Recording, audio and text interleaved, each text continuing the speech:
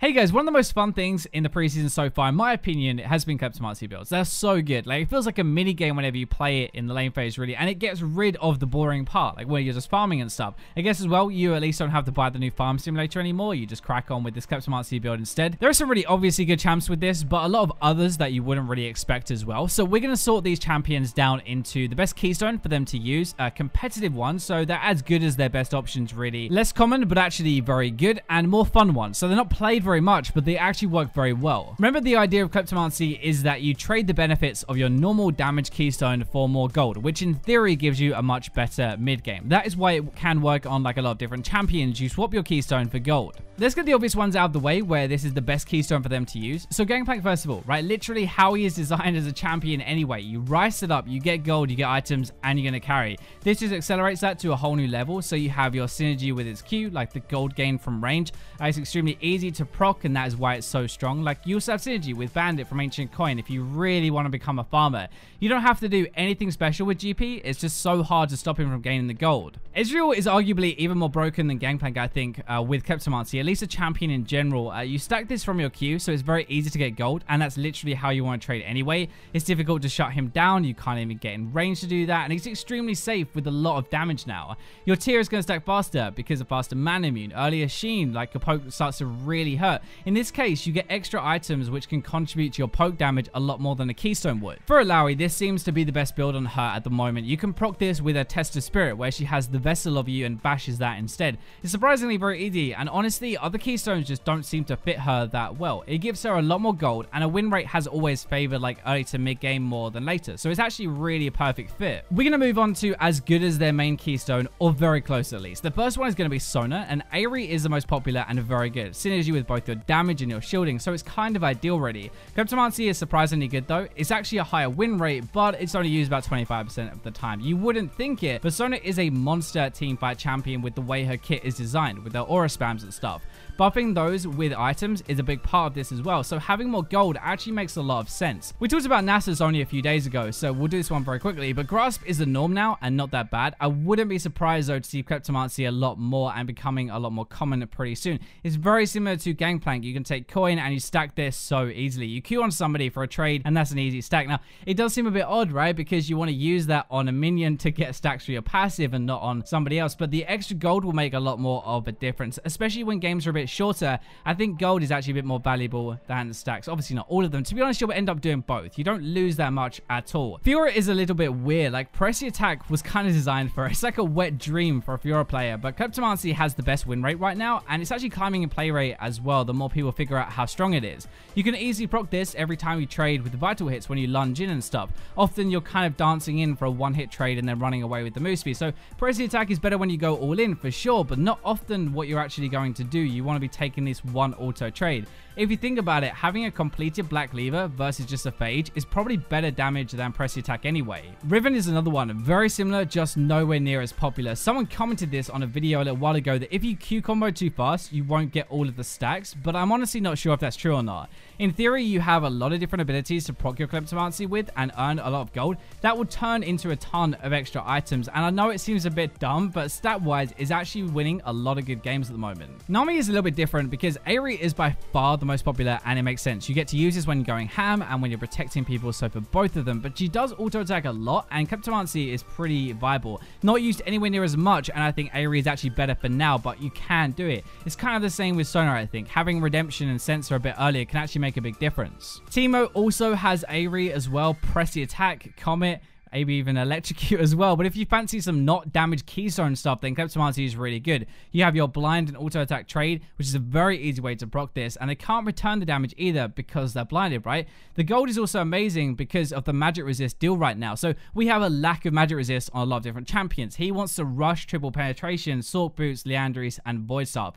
If he can get those faster into the game, he hits that power spike a lot earlier, and that's partly why this works. If you have a look, none of Bard's keystones have a great win rate at the moment. It's pretty hard to play compared to other supports, I think. You do auto attack a lot though, especially with your meeps. Your Q auto is a solid trade, but even just like poking and stuff, if you take Kleptomancy, you want to get items that make a difference, right? So sure, Redemption, Locket, Vow, and stuff like that, same as other supports. Stat-wise, his preseason, he actually wins more mid to late game than any other phase, so having more items when you reach that point would definitely help. Now, our third category, less common but still can be very good. We're going to start to go a bit quicker here to cover all of them and not make this a 20-minute video. First up, Swain. Not used as much, and Comet does have a better win rate for now, but Kleptomancy can actually be pretty good, and it's pretty fun as well. You have a few different ways to proc this, and you are auto-attacking a fair amount in lane to harass people down anyway. He does really rely on items for what he wants to do outside of lane, and getting them faster can be really hard to play against. So like more armor or defenses means he just doesn't die. More AP or penetration means he has more threat. Corki is another one where you can use like basically anything right now, but Fleet Footwork is really good. Kleptomancy is very close to that, so is Aerie actually. Auto base though, so you are trading a lot and able to get it off. You should be using auto attacks in between abilities to maximize your damage anyway. You don't have to play this much differently than normal on a C, and we all know how good AD carry style champions are with more items. Heimerdinger has a lot of good other options as well, Comet and Aerie especially, but having Kleptomancy can make you even worse to play against, and it's also very fun. Pretty safe to auto attack as part of your trades anyway, which means you have reliable ways to proc this. And in general, Heimerdinger wins most games early to mid, where he's kind of oppressive, right, as a champion. Having more gold at that point isn't going to be a bad thing. Zilean is a bit weird because Aerie and Comet are just so good on him. I don't know if you want to swap it out, but it's actually doing pretty well at the moment, like Kleptomancy, especially as a support. Auto attacking isn't too risky, and you can definitely get value out of this.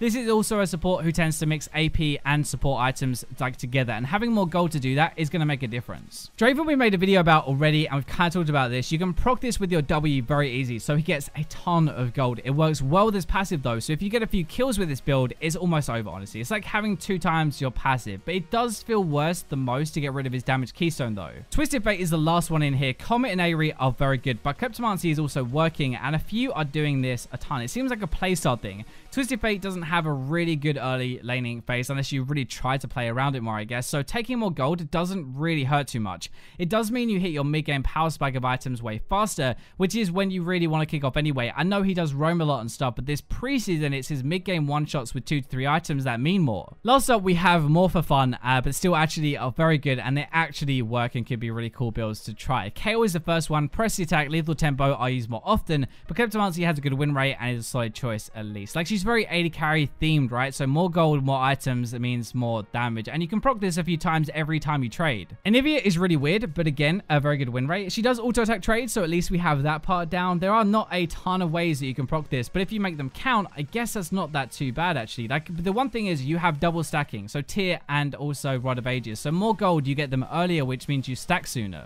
For an assassin, a pure damage champion, taking a utility keystone seems really weird, but Akali does have a lot of ways to proc this, and let's be real, when you get a lot of items, you do not need more damage from a keystone anyway. You're able to get your core items sooner. Gunblade, Zhonya's, Lichbane all have passives that you really need to get as soon as possible. Urgot does make a little bit more sense than the ones we just talked about, but rarely used. Just good when it is used, I guess. You're able to proc this with your legs when he jumps in, so you don't have to play that much differently to use it. Extra gold is definitely going to be helping playing around your strong points, though. Considering stat-wise, Urgot isn't that great later when losing a keystone hurts the most. Yorick does have good ways to proc this with his ghouls, and he's going to be wanting to slap you around anyway, but I don't think this is as good as Grasp. It's definitely just fun to play. It will help you get your disgusting Trinity Force, Sterak's, and ZZ Rock core a little bit earlier into the game, and Yorick does rely on items. For Taric, Guardian is better, but Kleptomancy can still work like other supports we have talked about. It's kind of weird though that he is the only melee one, and so would be a bit hard to proc this, but extra gold means extra gems, extra items to teamfight with, which is very similar to Sona, one of his strong points. Quinn isn't that popular as a champion, and this isn't that popular on her either, but you definitely don't need a damage keystone to kill people once you get your items, which is what this is for.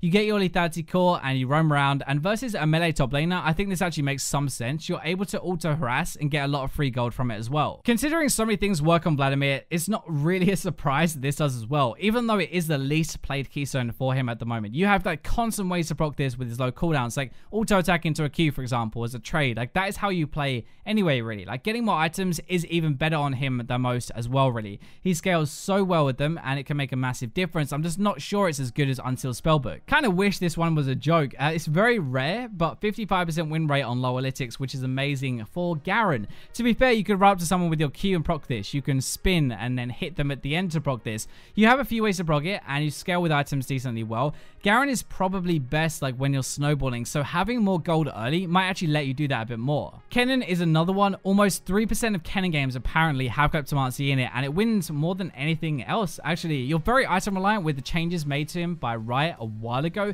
You have like great low cooldown ways to proc this without changing how you would play anyway, really. Janna is not as good as other mainstream choices with like Aerie, Comet, Guardian, but I think if you trade properly and you are running into a weak lane, you could make this work. The problem is more that if you're against a kill lane, do you really want to walk forward and auto attack them? Probably not. Victor is the last one, and hard to tell because honestly all of his keystones win rates are so bad at the moment. He's like just not doing very well. Kleptomancy is about the same as the others, and there is one major thing though, which means you get an earlier core upgrade with more gold, which is a massive thing if you do it properly. That's gonna wrap it up. If you enjoyed this video, feel free to like, subscribe to join us here as well, but for now I'll leave you with the robots.